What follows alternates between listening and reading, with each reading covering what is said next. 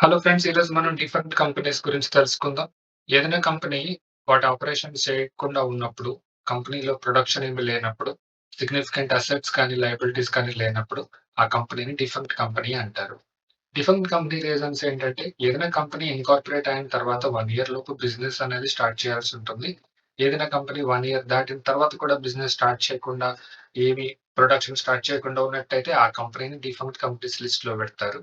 And ఏదైనా పాత company case విషయంలో ఏదైనా పాత కంపెనీ అయ్యుండి ఒక ప్రొలాంగ్డ్ పీరియడ్ వరకు నో బిజినెస్ యాక్టివిటీస్ జరిగినప్పుడు, బిజినెస్ యాక్టివిటీస్ ఏమీ లేనప్పుడు అటువంటి కంపెనీస్‌ని కూడా డిఫరెంట్ కంపెనీస్ అంటారు.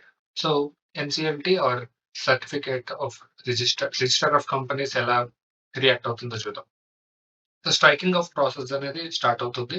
ఏదైనా కంపెనీ ప్రొలాంగ్డ్ పీరియడ్ వరకు బిజినెస్ అనేది చేయకుండా ఉంటే, ఇక్కడ రిజిస్ట్రార్ రోల్ ఏంటంటే, ఆయన రిజిస్టర్ రిజిస్టర్ ఉంటుంది కదా! రిజిస్టర్ ఆఫ్ కంపెనీస్ నుంచి ఆ కంపెనీ యొక్క నేమ్‌ని రిమూవ్ చేసేస్తారు. For 2 preceding financial years. 2 2 financial years check చేసుకొని నో బిజినెస్ అనేది చేయకుండా 2 ప్రిసీడింగ్ ఫైనాన్షియల్ ఇయర్స్‌లో కనుక ఉన్నప్పుడు, ఆ కంపెనీ నేమ్ అనేది రిజిస్టర్ నుంచి తొలగిస్తారు. ప్రొసీజర్ ఏంటంటే ఫస్ట్ ఒక నోటీస్ అనేది ఇష్యూ చేస్తారు కంపెనీకి.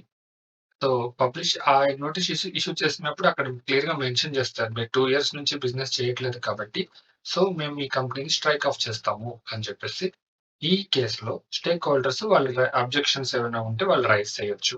మేబీ వాళ్ళు వేరే అప్రోచ్ ఫాలో అవుతున్నామనో, మనీ లేదనో సంథింగ్ అబ్జెక్షన్స్ అనేవి వాళ్ళు రైజ్ చేయొచ్చు.